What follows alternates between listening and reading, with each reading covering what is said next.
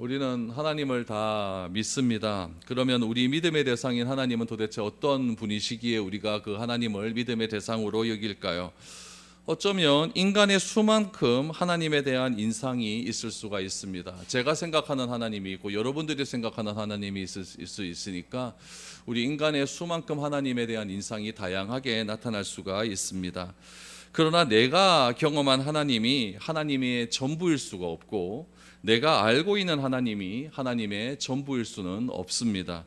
하나님은 내가 다 알 수 있는 그런 존재가 아닙니다. 내가 아무리 공부를 많이 하고 또 성경 많이 읽고 기도 많이 하고 책을 많이 읽는다 할지라도 우리는 하나님을 다 알지 못합니다. 우리가 하나님을 알 수 있는 범위는 하나님께서 자신을 드러내신 것만큼 알 수 있고 그만큼도 다 알지 못하는 것이 우리 인간의 한계라는 사실입니다. 그러나 우리가 하나님을 또 알 수 있는 또 방법은 또 있습니다. 그것은 다른 사람의 이야기를 듣고 또 다른 사람이 경험한 하나님을 듣고 성경에 기록된 하나님을 경험한 사람들의 이야기를 통해서 우리가 알 수가 있습니다. 여러분들이 하나님을 어떻게 알게 되었습니까? 여러분들에게 하나님을 전한 사람이 있으니까 알게 되는 것 아니겠습니까? 그것만이 여러분들이 아는 하나님의 전부입니까? 또 그것은 아닐 겁니다. 내 삶 가운데 내가 또 예배드리고 신앙생활하는 가운데 하나님을 알아가게 되었다는 사실이죠. 그러면 여러분, 하나님을 알아가면서 하나님을 우리의 믿음의 대상으로 삼게 되는데, 그럼 그 믿음이 도대체 무엇이길래 우리가 하나님을 믿음의 대상으로 삼아야 될까요? 믿음이 도대체 무엇이길래 우리는 날마다 기도할 때마다 하나님 우리의 믿음을 주옵소서, 우리에게 믿음을 달라고 기도하는 것일까요? 오늘 말씀을 통하여서 믿음에 대해서 알아야 될 기준 여러분 4가지를 여러분들에게 말씀드리려고 합니다. 그래서 이 믿음이라는 것이 4가지 기준을 우리가 잘 알아야 되는구나, 이 4가지 기준에서 벗어나면 안 되는구나 라는 사실을 잘 기억하셔서 우리의 믿음의 대상이신 그 하나님을 알아가는 데 귀한 기초가 될 수 있는 그런 시간이 되었으면 좋겠습니다. 우리가 오늘 히브리서 11장 1절에서 3절을 읽었지만은 오늘 시편 139편과 여러분들을 함께 볼 것입니다. 그래서 139편에 나타난 다윗이 알게 된 하나님의 믿음과 그 믿음을 통하여서 오늘 이 히브리서 기자는 이 믿음을 어떻게 정의하고 있는지를 여러분들과 한번 생각해 보았으면 좋겠습니다. 먼저 믿음은 나로부터 시작되지 않는다라는 것을 분명히 기억해야 됩니다. 믿음은 나로부터 시작되지 않습니다. 하나님을 경험한 사람들의 생생한 이야기가 많이 소개된 책이 시편입니다. 오늘 여러분의 시편 139편 1절 말씀을 보시면 이 다윗이 이렇게 하나님을 고백합니다. 여호와여, 주께서 나를 살펴보셨으므로 나를 아시나이다 라고 고백을 합니다. 여러분, 시편 139편의 저자인 다윗은 하나님을 어떻게 이야기하냐면은 하나님께서 나를 잘 알고 계신다라고 이렇게 고백을 하고 있죠. 여러분, 이것이 얼마나 큰 능력인지 모릅니다. 하나님이 나를 잘 알고 계신다고 하는 그 믿음을 가지고 있는 것이 굉장히 큰 은혜라는 사실입니다. 여러분, 우리는 나 자신을 알기 위해서 굉장히 노력하지 않습니까? 나는 과연 누구인가? 나는 과연 누구인가? 요즘은 여러분 나를 알기 위해서 검사를 많이 해요. MBTI 들어보셨습니까? 그런 검사를 통해서 나는 누구인가? 저는 ESTJ입니다. 그래서 나는 누구인가? 이런 검사를 많이 하죠. 그럼 여러분 MBTI 검사하면 내가 어떤 존재인지 압니까? 그것도 아닙니다. 그건 수많은 사람을 대상으로 한 통계 자료거든요. 그 통계를 통해서 내가 어떤 사람인지를 아는 것이지 그것이 여러분 내가 전부인지는 아닙니다. 내가 나를 다 알지 못합니다. 그러나 다윗은 뭐라고 고백하는가? 여호와께서 나를 살펴보셨기 때문에 하나님은 나를 잘 알고 계신다라고 고백을 하죠. 하나님이 나를 알고 계신다라고 하는 것에는 어떤 의미가 있냐면은 내가 행동하는 이유도 알고 계시고 내가 말하는 이유도 알고 계시고 내가 생각하는 이유도 다 알고 계신다라고 하는 그런 의미가 다 포함되어 있습니다. 하나님은 나를 다 알고 계시기 때문에 내가 하나님 앞에서 나는 이런 사람입니다 라고 소개할 필요가 있습니까? 없습니까? 없습니다. 하나님이 이미 나를 다 알고 계시기 때문에 내가 하나님 앞에서 나는 어떤 사람이다 소개할 필요가 없다는 것이죠. 나의 모든 것을 알고 계시는 하나님을 내가 알고 믿을 때에 여러분, 믿음이라는 것은요, 설명하는 것이 아니다라는 것을 알게 됩니다. 여러분, 믿음은 무엇인가? 믿음은 수용하는 삶입니다. 하나님을 내가 수용하는 거죠. 믿음은 무엇인가? 받아들이는 삶입니다. 하나님을 내가 받아들이는 거예요. 믿음은 무엇입니까? 온전하게 용납하는 삶이라는 거예요. 그래서 믿음을 여러분, 내가 하나님 앞에서 내가 막 나의 이런 형편을 다 설명하고 이러니까 나에게 믿음을 주십시오 이렇게 하는 것이 아니라, 하나님은 이미 나를 다 잘 알고 계시기 때문에 그 하나님을 내가 무엇한다고요? 수용하고 받아들이고 용납하는 것뿐이지 내가 하나님 앞에 구체적으로 설명할 필요는 없다라는 것을 기억했으면 좋겠습니다. 나를 모르는 사람 앞에서 내가 누구인지 소개할 필요는 있습니다. 그러나 나를 다 알고 계시는 대상 앞에서 내가 누구인지를 소개할 필요는 없다는 이야기죠. 그래서 여러분, 친한 친구 사이나 또 친한 우리 관계를 맺은 사람들을 보면은 그 사람이 희한하게 나에 대해서 많이 알고 있는 것 같지 않습니까? 내가 무슨 말만 탁 던져도 내가 왜 그런지 다 아는 그런 사람들이 있어요. 나에 대해서 사람과의 관계 속에서도 조금만 알아도 다 이해할 수 있는 그런 관계가 있는데, 하나님은 나에 대해서 모든 것을 다 알고 계신다고 하니까 하나님에 대해서 내가 무엇인가를 이야기할 필요 없고 그냥 하나님을 받아들이고 수용하고 용납하면 된다라는 것을 알게 되는 것이죠. 하나님이 나를 다 알고 계시기 때문에 또 무엇도 알고 계실까요? 내가 처한 감정도 알고 계신다. 여러분, 이게 참 우리에게 위로가 되는 것 같습니다. 시편 139편에 나타난 다윗의 감정을 한번 보시죠. 11절 12절에 보니까, 내가 혹시 말하기를 흑암이 반드시 나를 덮고 나를 두른 빛은 밤이 되리라 할지라도 주께서는 흑암을 숨기지 못하며 밤이 낮과 같이 비추이나니 주께서는 흑암과 빛이 같음이니라 라고 말합니다. 여러분, 여기서 말하는 흑암과 빛을 말하는 그런 은유적인 표현은 무엇일까요? 흑암이라는 것은 어려운 감정 상태라는 거예요. 빛이라는 것은 내가 기분이 좋은 아주 은혜스러운 그런 감정의 상태라는 이야기죠. 하나님께서는 나의 감정에 의해서 그렇게 움직이시는 분이 아니라는 이야기예요. 흑암이 캄캄한 데 있는데 빛이 비추면은 이런 빛이 환하게 비추어지는 것이고, 이런 빛이 있는데 흑암이 또 비추어지게, 흑암이 또 임하게 되면은 또 어둠이 또 우리에게 임할 수도 있다라는 이야기죠. 그러나 시간이 지남에 따라 어둠이 닥친다고 할지라도 하나님은 빛과 어두움의 제한을 받는 분이 아니다. 하나님은 내 감정에 따라서 그렇게 움직이는 분이 아니다라는 이야기죠. 하나님은 그냥 하나님의 뜻대로 직진하시는 그런 분임을 알게 된다는 이야기죠. 그래서 내가 감정이 너무나 좋지 않고 어두움 가운데 있어서 하나님을 도망가려고 싶은 그런 마음도 있어요. 우리 힘들고 어려울 때 잠수 탄다 하지 않습니까? 휴대폰 다 꺼놓고 나를 다 차단치는 그런 사람도 있지 않습니까? 다윗도 그런 마음이 좀 있어요. 감정이 너무나 어렵고 그럴 때 하나님을 멀리 떠나고 싶은 마음이 있던 거예요. 그 마음을 어떻게 표현했느냐, 이렇게 표현했어요. 시편 139편 9절 10절에 보니까, 내가 새벽 날개를 치며 바다 끝에 가서 거주할지라도 거기서도 주의 손이 나를 인도하시며 주의 오른손이 나를 붙드시리이다 라고 말합니다. 내 삶이 너무나 어렵고 힘들고 고통스러워서 새벽에 바다 끝에 가서 숨고 싶다는 이야기예요.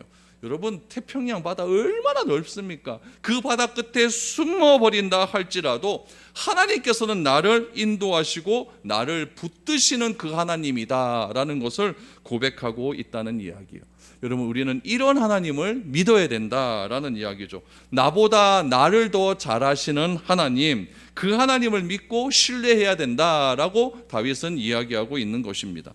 그런데 이상한 것은 무엇이냐면은 우리의 믿음이 다 다르다는 이야기예요. 여러분, 우리의 믿음이 다 다른 이유는 무엇이냐면은 딱 한 가지밖에 없습니다. 여러분, 이것은 우리가 좀 오해하면 안 될 부분은 무엇이냐면, 믿음이 다르다고 했으니까 내가 경험했던 그 하나님에 대한 믿음이 잘못되었다, 이 얘기가 아니라 믿음이 다르다고 하는 것은 믿음이 나로부터 시작하면 달라질 수 있다는 이야기예요. 믿음이 나로부터 시작되면 모든 사람이 믿는 믿음은 다 다릅니다. 그러나 믿음이 하나님으로부터 시작되면 믿음은 다 같게 된다는 이야기예요. 시편 139편을 통해서 우리가 하나님의 어떤 하나님에 대해서 알게 되었습니까? 하나님은 나보다 나를 더 잘하신다. 그럼 여러분들은 오늘 이 말씀을 듣게 되었으니까 이 자리에 계신 모든 여러분들은 같은 믿음을 갖게 되는 거예요. 하나님은 나보다 나를 더 잘하시는 하나님이다. 그러니까 하나님이 나보다 더 잘하신다고 하는 거기서부터 우리의 믿음이 출발되는 것이지, 내가 무엇인가를 하나님께 막 설명함을 통하여서 하나님에 대한 믿음이 나에게 들어오는 것은 아니다라는 이야기예요. 여러분, 믿음이 나부터 시작되는 것을 무엇이라고 이야기하냐면은 신념이라고 이야기합니다. 신념.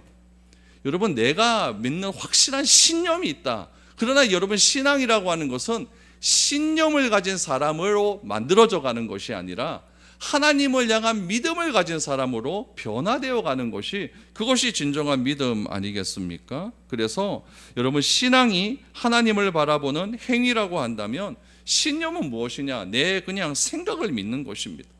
우리는 모두가 자기 생각이 옳다고 생각하지 않습니까? 내 생각이 잘못되었다고 생각하는 사람은 별로 없습니다. 내 생각에 대한 반론을 제시하면은 그래서 감정이 상하고 관계가 서먹서먹해지는 이유가 어디 있느냐? 내 생각은 다 맞는 것 같은데 내 생각이 잘못되었다고 하니까 기분 나빠서 관계가 틀어지는 것 아니겠습니까? 그러나 여러분, 잘못 생각하면요, 내가 가진 이 신념을 믿음으로 착각할 수가 있는 거예요. 내가 나로부터 시작된 그 하나님을 내가 믿는 것이 아니라 하나님이 어떤 존재인지를 내가 알고 그 하나님을 내가 받아들이고 용납하고 수용하는 것이 믿음이지, 나로부터 시작된 것이 어떻게 여러분 믿음이라고 할 수가 있겠습니까? 여러분, 요즘은 이상기후로 인해서 강이 얼어버리는 것은 참 보기가 어려워요. 그런데 제가 어릴 때만 해도, 저는 어릴 때 서울서 살았잖아요, 그렇죠? 한강이 어는 것을 저는 봤어요. 한강이 막 얼어요. 영하 10도 이하로 내려가면요, 한강이 얼어버린다고 이야기를 하죠. 그러면 여러분, 강이 얼어서 다리로 강을 건너가는 것이 아니라, 저 어릴 때 그거 기억나요. 한강이 꽁꽁 얼어버리면 막 그냥 강으로 막 그냥 건너가는 사람들이 종종 있더라고요. 근데 여러분, 한번 보세요. 한강이 다 얼었어요. 우리 낙동강이 다 얼었어요. 얼어버리면은 여러분, 무엇을 근거로 그 강을 건너야 될까요? 얼음이 얼만큼 얼었는가, 그걸 봐야 될 것 아니겠습니까? 얼음이 7cm 얼었는가 10cm 얼었는가, 그것을 보고 거기에 대한 확실한 믿음이 있으면 건너가야 되는 것 아니겠습니까? 근데 어떤 사람은 기도를 하죠. 하나님, 내가 이 강을 건너야겠습니까? 하나님께서 반드시 건너게 하실 줄 믿습니다. 그렇게 하면서 강을 건넜는데 그 강이 여러분 1cm도 안 되는 강이었다. 그러면 어떻게 되겠습니까? 그냥 빠져 죽는 거예요. 뭐가 중요한 겁니까? 그 강을 건널 때에는 그 강에 대한 믿음이 중요한 거예요. 강이 얼마만큼 얼었는가, 그거를 확인하고 건너야 되지, 그냥 내가 무조건 믿습니다 하나님 도와주시옵소서, 이렇게 된 믿음이 무슨 믿음의 근거가 되고 그런 무슨 믿음의 능력이 나타날 수가 있냐는 이야기죠. 믿음의 대상이라고 하는 얼음의 두께가 중요한 것이지 내 믿음이 중요한 것은 아니라는 이야기예요. 얼음이 두꺼우면요, 믿음이 없는 사람도 건너갑니다. 얼음이 얇으면 믿음이 아무리 좋다고 해도 그만 빠져버리고 만다는 이야기죠. 그래서 우리는 믿음의 기초를 분명히 확인해야 돼요. 믿음은 어디로부터 시작한다? 하나님으로부터 시작한다. 이것을 기억해야 된다는 거예요. 그래서 우리 그리스도인들이 가져야 되는 믿음은 그리스도 안에서 주어지는 하나님의 약속을 분명히 믿는 그 믿음이 있어야 된다라는 이야기죠. 그리스도 안에서 하나님께서 행하시는 그 모든 일들을 내가 받아들이는 것입니다. 그래서 내가 잘못하면 내 인생을 살아가면서 일어나는 여러 가지 일에 대해서 묵상하고 그 결과를 믿음의 기초로 삼는다면 그 믿음은 다 무너지고 맙니다. 그러나 그리스도의 신앙의 기초는 무엇이냐? 내 믿음이 아니라 하나님 중심으로 믿는 그 믿음, 하나님에서부터 출발하는 그 믿음을 가지고 내 믿음의 기초로 삼는다면은 여러분, 세상의 여러 가지 환경과 어려움 속에서도 내가 그것을 극복할 수 있는 힘이 나에게서 나오는 것이 아니라 하나님에게서 나온다는 사실을 우리가 경험하게 되는 것입니다. 그러므로 내 믿음을 결정하는 것은요, 내가 기도 얼마 많이 했다, 내가 성경 얼마 많이 읽었다, 이것이 중요한 것이 아니라 믿음은 여러분 대상의 문제예요. 내가 누구를 믿는가가 중요한 것 아니겠습니까? 믿음의 대상이 누구인지 바로 알고 바로 믿는 것이 중요하다라는 것이죠. 그래서 내가 믿는 분이 누구인가를 바로 아는 것이 우리 믿음의 출발점이다. 그래서 믿음은 어디로부터 출발한다? 나로부터 하는 것이 아니라 하나님으로부터 출발한다. 이 사실을 꼭 기억할 수 있기를 바랍니다. 그것이 여러분 믿음의 출발점이에요. 우리의 믿음의 출발점은 하나님이다. 두 번째로, 믿음의 기초는 누구다? 하나님이라는 사실이에요.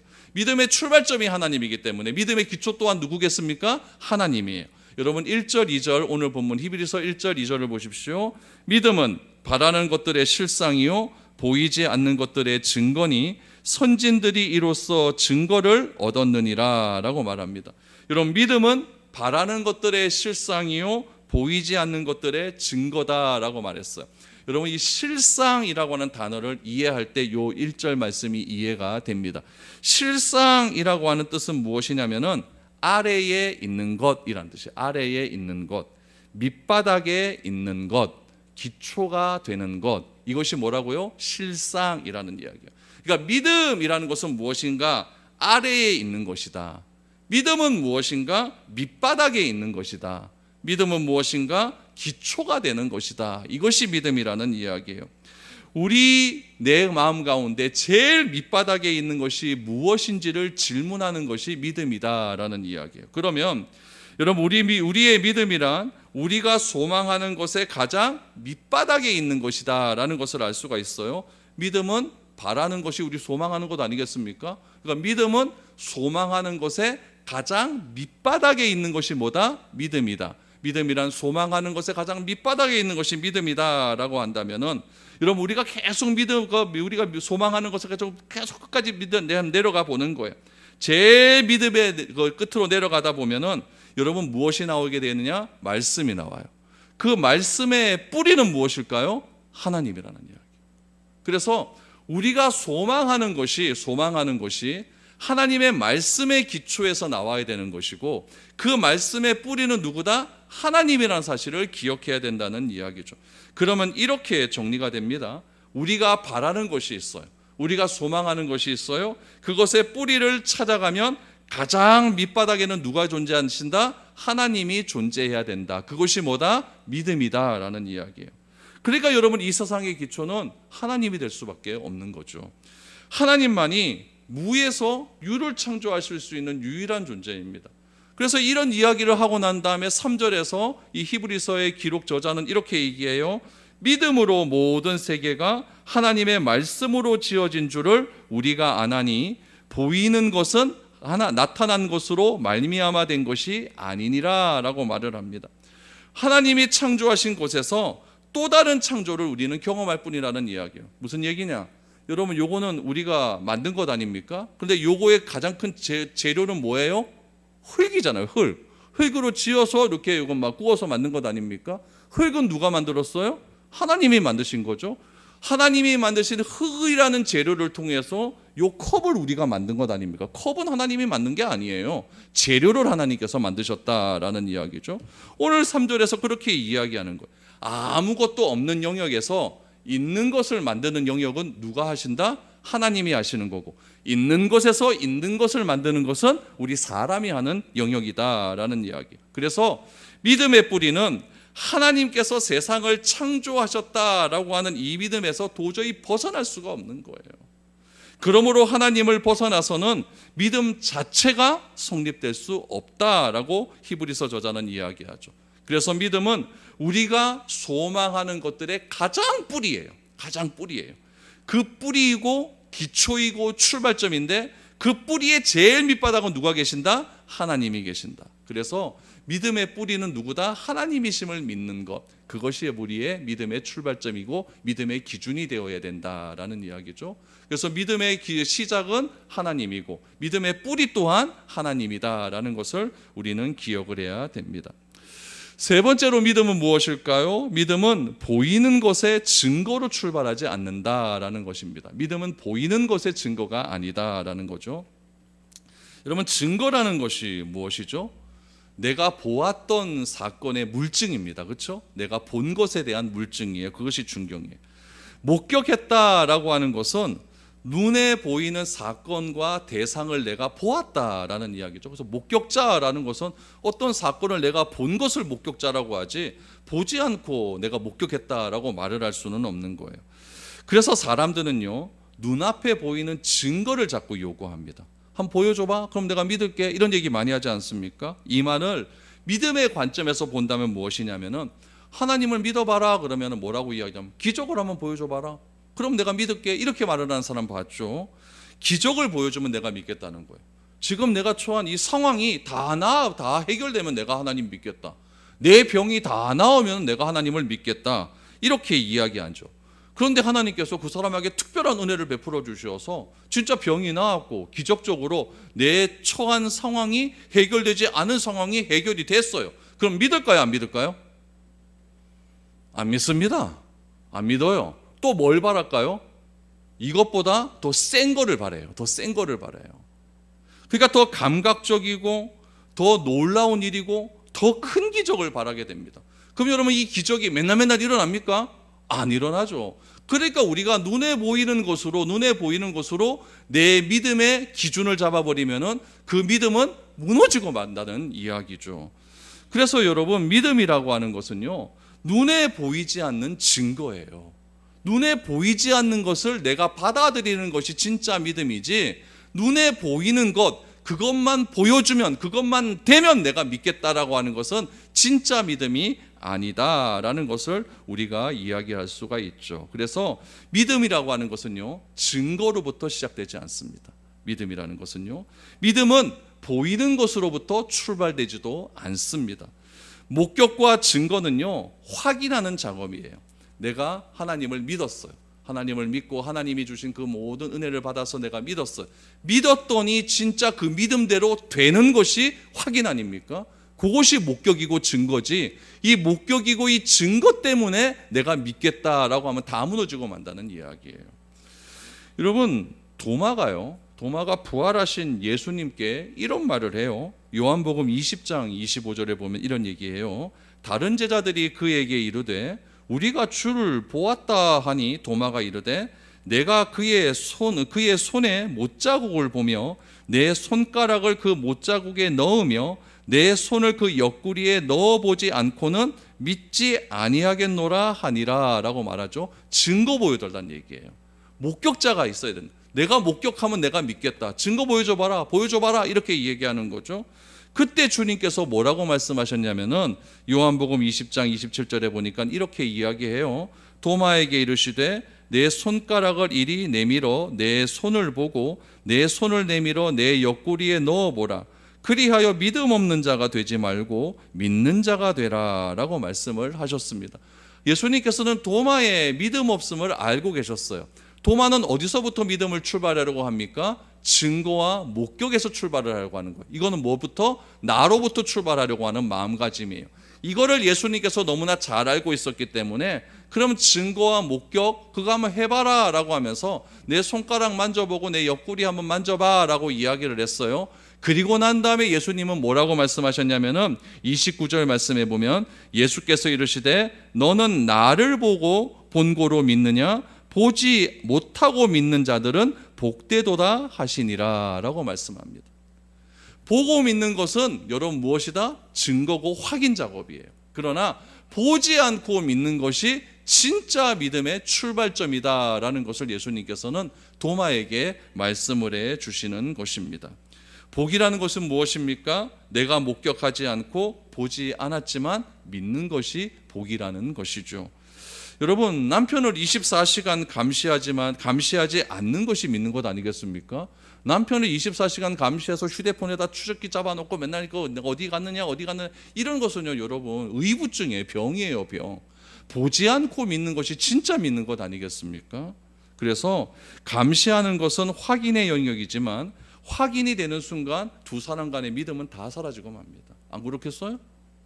그러므로 믿음은 무엇인가? 믿음은 보이는 것의 증거가 아니라 보지 않지만 내가 받아들이는 것.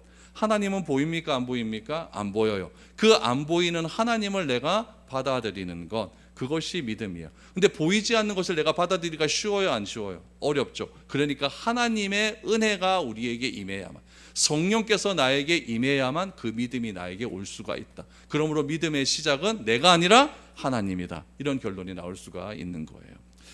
네 번째로 믿음은 무엇인가? 믿음은 하나님의 약속을 받아들이는 거예요. 하나님의 약속을 받아들이는 것. 여러분, 하나님은요, 약속하신 분이고 약속을 반드시 지키실 수 있는 분이라는 것을 내가 받아들여야 됩니다. 그것이 믿음이에요. 하나님은 약속하시고 언약하신 그 말씀을 내가 받아들이는 것이 믿음입니다. 우리가 말씀을 귀하게 여기는 이유는 무엇이냐면요, 하나님은 말씀하시는 분이기 때문에 그래요. 태초에 하나님이 계시니라. 그 하나님이 우리와 함께 하셨고, 그 하나님은 우리에게 어떻게 자신을 드러내셨는가? 말씀으로 드러내셨다라고 이야기하고 있습니다. 제가 헤아려 보지는 않았지만 성경의 그 통계 자료를 보니까 구약에서 하나님께서 말씀하시되 하나님이 일러 가라사대, 이게요 3,800번 나와요. 진짜 많이 나오죠, 그렇죠? 그러니까 하나님께서 구약 성경에서 하나님이 말씀하시되 하나님이 가라사대, 이거는 무엇이냐면은 하나님은 뭐 하는 존재다? 말씀하시는 존재다라는 것을 알 수가 있어요. 하나님은 자신을 드러내실 때 말씀으로 드러내심을 통하여서 자신이 어떤 분이신지를 나타내시는 분이다. 요거를 뭐라고 이야기하냐면 계시라고 이야기해요. 계시. 그러니까 요한 계시록, 그러면은 요한에게 말씀으로 나타나신 하나님, 이렇게 풀이가 되는 것이죠. 그러니까 하나님은 자신을 계시하실, 자신을 나타나실 때 항상 무엇으로 나타내시는 분이냐면은 말씀을 통해서 우리에게 나타내시는 분이다라는 이야기죠. 이런 표현이 이렇게 3,800여 회나 나타나는 이유는 무엇입니까? 하나님은 말씀하실 수 있는 존재이고, 하나님이 말씀하시는 것을 내가 받아들이는 것이 믿음의 본질이라는 것을 우리에게 알려주기 위함이다라는 것이죠. 여러분, 하나님이 말씀하지 않는 것을 믿는다는 것은요, 정말 엉뚱한 믿음이에요. 우리는 무엇만 믿어야 되느냐? 하나님이 나에게 말씀하신 것만 믿으면 됩니다. 그것만 믿으면 되지, 하나님께서도 말씀하시지도 않았는데 여러분, 그것을 믿는다는 것은 얼마나 엉뚱한 믿음이겠습니까? 하나님께서 성경의 말씀을 통해서 우리와는 몇 번을 언약하셨냐면, 이것도 참 헤아리는 분들이 있어요. 한 5,000번 정도 언약을 했대요. 5,000번 정도 언약을 했는데, 그 언약의 말씀에다가 내 이름을 탁 집어넣으면요, 이 말씀이 기가 막힌 은혜가 됩니다. 여러분, 어떤 언약들이 있을까요? 이사야 43장 1절을 보세요. 43장 1절을 보시면 거기 야고바 이스라엘아라고 나오죠. 요거는 하나님께서 이스라엘 선택한 민족을 부르는 대명사예요. 야고바, 이럴 때는 하나님이 조금 열받았을 때 야고바 이렇게 불러요. 야곱이 자꾸 속지 않습니까? 이스라엘아 부를 때는 조금 하나님께서 풀렸을 때 이스라엘아 부릅니다. 요 야고바, 이스라엘아, 요런 존재가 누굽니까? 우리 같은 존재 아닙니까? 우리가 하나님을 열받게 하면 야고바 이렇게 말하는 거죠. 거기다 내 이름을 넣는 거예요. 여러분들도 여러분 이름 넣으세요. 야고바 그러면 상진아 이렇게 하는 겁니다. 같이 읽습니다. 같이 읽습니다. 여러분 이름 넣어서 읽으세요. 시작. 상진아, 너를 창조하신 여호와께서 지금 말씀하시느니라. 상진아, 너를 지으신 이가 말씀하시느니라. 너는 두려워하지 말라. 내가 너를 구속하였고 내가 너를 지명하여 불렀나니 너는 내 것이라. 하나님이 이렇게 우리에게 약속해 주셨어요. 또 약속이 여러분 굉장히 많이 나오는데, 여호수아 1장 9절을 보세요. 여호수아 1장 9절에 보면은 또 하나님께서 이렇게 언약을 했어요. 여기서 내가 나온 거죠. 내가, 여기 내가 어디로 가든지 여기 나오는데, 여기다가도 여러분의 이름을 넣어서 한번 해보시기 바랍니다. 내가 내게는 그냥 하시고 뒤에 보면은 놀라지 말라, 거기부터 내가라고 하는 것에 내가를 붙여보십시오. 시작. 내가 내게 명령한 것이 아니냐. 강하고 담대하라. 두려워하지 말며 놀라지 말라. 내가 어디로 가든지 나의 하나님 여호와가 너와 함께 하시느니라 하시니라. 아멘. 하나님이 이렇게 우리와 언약하셨어요. 그러니까 여러분 기억하셔야 돼요. 성경은요 1차적으로 나에게 하신 말씀은 아니에요.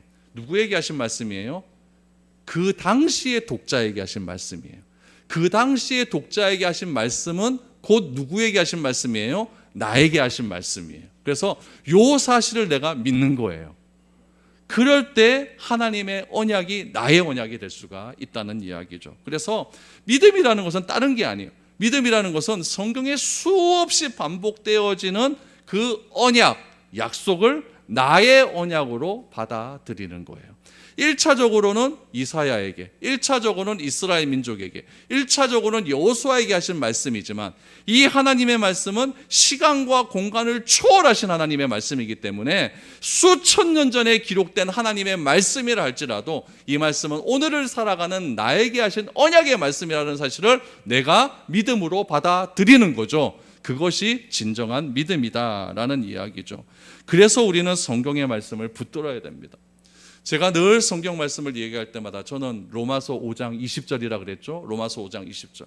또 하나가 고린도전서 11장 1절입니다. 저는 이 말씀 붙들고 지금까지 온 거예요. 여러분 로마서 5장 20절에 보니까 율법이 들어온 곳은 범죄를 더하게 하려 함이 아니라 그러나 죄가 더한 곳에 은혜가 더욱 넘쳤나니. 죄가 더한 곳에 은혜가 넘쳤다. 전 여기서 꼬꾸라지고 말았어요. 그러다가 또 성경 읽다가 고린도전서 11장 1절 말씀을 보니까 내가 그리스도를 본받는 자 된 것 같이 너는 나를 본받는 자가 되라. 저는 이 말씀을 붙들고 평생을 살아왔고 살아갈 것이고 또 살아갈 겁니다. 죄가 더한 곳에 저에게 은혜를 부어주시어서 나로 하여금 이 귀한 목사의 직분을 담당하게 하셨고 이 직분을 통해서 내가 어떤 삶을 살아야 되는가? 그리스도를 본받는 자로서의 삶을 살아가게 하신 하나님을 내가 믿는 겁니다. 여러분 로마서 말씀을 로마 교회인들에게 주는 말씀 아니에요. 고린도전서 말씀을 고린도 교회에게 주는 말씀이에요. 그런데 이 말씀이 나의 말씀으로 내가 받아들일 때 이 말씀은 운동력이 있고 힘이 있게 된다는 이야기죠. 이것이 언약의 하나님의 말씀의 능력이라는 이야기죠. 그래서 그리스도가 얼마나 풍성한 분이시고 그리스도 안에 우리의 인생이 어떤 답이 있는지를 알아가는 삶이라는 이야기예요. 내가 내 삶을 찾아가는 것이 아니라 그리스도 안에 나의 삶에 대한 해답을 내가 찾아가는 과정이 신앙의 삶, 그 과정 아니겠습니까? 말씀을 붙들면 믿음의 일이 이렇게 일어날 수가 있다라는 사실이죠. 이렇게 우리가 믿음을 지켜나가게 되면요, 다윗이 이런 믿음을 지켜나갔더니 139편에서 이러한 고백이 나옵니다. 시편 139편 23절 24절을 보세요. 하나님이여 나를 살피사 내 마음을 아시며 나를 시험하사 내 뜻을 아옵소서. 내게 무슨 악한 행위가 있나 보시고 나를 영원한 길로 인도하소서라고 이야기를 합니다. 여기서 여러분 23절에서 두 가지를 주목하시면 됩니다. 첫 번째는 나를 살피사, 두 번째는 나를 시험하사. 여러분 하나님께서 하나님을 향하여서 하나님 나를 살펴셨기 때문에 나를 아시는 것이고 나를 시험하심을 통하여서 내가 하나님을 향한 뜻이 어떤지를 알게 된다는 이야기예요. 다윗에게 얼마나 많은 시험이 있었습니까? 그 시험을 다윗은 어떻게 해석하느냐? 내 뜻을, 내가 얼마나 하나님을 믿고 있는가를 알아가는 과정이었다라고 이렇게 고백을 합니다. 그래서 내게 무슨 악한 행위가 있는가 한번 살펴보시고 뭘 통해서 나를 살피고 시험하시면서 내 행위에 무슨 악한 행위가 있는가 잘 보시고 나를 영원한 길로 인도해 주옵소서. 이게 다윗의 고백이었어요. 얼마나 놀라운 고백입니까? 우리 삶 가운데 쉽지 않은 상황이 여러 번 일어날 수가 있습니다. 이때 필요한 것은 믿음입니다. 다윗은요, 이 시편 139편 말씀을 통해서 자기를 괴롭히는 원수를 그냥 하나님께 다 맡겨버렸어요. 하나님께 다 맡겨버렸어요. 하나님께 처리해달라고 기도했습니다. 그리고 그렇게 하실 하나님을 믿었던 거죠. 하나님께서 반드시 이 일을 처리하실 것이다. 그러면서 나오는 결론이 무엇이냐? 나를 살피시고 나를 시험하여 주시어서 더 이상 내가 악한 길로 빠지지 않고 영원한 길로 가게 하여 주옵소서. 그럼 다윗에게 일어났던 여러 가지 이 사람들로 오는 이 대적들 악한 일이 결국 무엇이란 얘기예요? 하나님께서 살피시고 시험하시는 과정이었다는 것을 스스로 고백하는 거죠. 이게 얼마나 대단한 고백입니까? 왜 이런 고백을 할 수가 있습니까? 믿음의 출발을 하나님께로부터 잡았기 때문에 그런 거예요. 나로부터 잡아버리면 믿음은요, 하나님은 어떤 분이신가? 맨날 나에게 좋은 것만 주시는 하나님이어야 돼요. 하나님 요것도 해주시고 저것도 해주시고 저것도 해주시고 그런 하나님 아닙니까? 그러나 성경에 나타난 하나님은 어떤 거냐? 성경에 나타난 하나님은 항상 우리를 살피시는 하나님이시고 항상 우리를 시험하시는 하나님이셔서 내가 어떤 분인지 알아가기를 원하시는 하나님이시고 또 나의 모든 삶을 내 뜻이 어디에 있는지를 알아가는 그런 과정 속에서 나를 영원한 길로 이끌어가는 과정이었다라는 것을 우리는 알게 되는 것이죠. 그러므로 우리의 궁극적인 신앙은요, 우리의 믿음은요, 다른 사람보다 하나님께 집중하는 거예요. 사람에게 집중하는 삶이 아니라 하나님께 집중하는 삶이에요. 왜냐하면 하나님이 나보다 더 잘 알고 계시는 그런 분이니까. 사람에게 집중해봐야 내가 뭐 자꾸 뭐 짜증만 나고 그 사람 나에게 조금 싫은 소리 해보면 얼굴 확 가버리고, 내가 좋은 말 했는데 말도 틀어져 버리면 또 막 감정 상하고. 그래서 그 사람 때문에 나의 모든 것들이 헤매지는 것이 아니라 하나님께 집중함을 통하여서 하나님께 모든 문제의 해결점이 있다라는 것을 살피고 시험하시는 그 하나님을 내가 알아가는 과정이 진짜 믿음의 과정이다라는 것을 우리는 알게 되는 것이죠. 세상은 나를 판단하고 평가하는 인생의 길입니다. 어디를 가더나 다 나를 판단합니다. 회사 가도 나를 판단하고, 학교 가도 나를 판단하고, 교회에서도 나를 판단하는 것 같고, 어디서나 다 나를 판단하는 그런 것이 인생의 길이라고 한다면요, 시험이에요. 신앙이라고 하는 것은 무엇인가?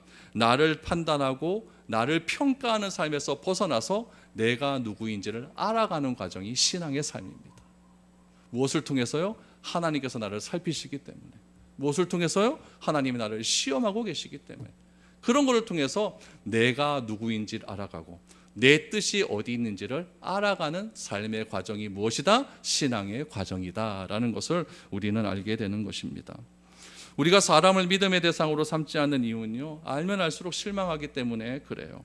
그러나 하나님을 알고 바라볼 때에 여러분 방법이 생기고 해답이 나올 수 있게 되는 줄 믿습니다.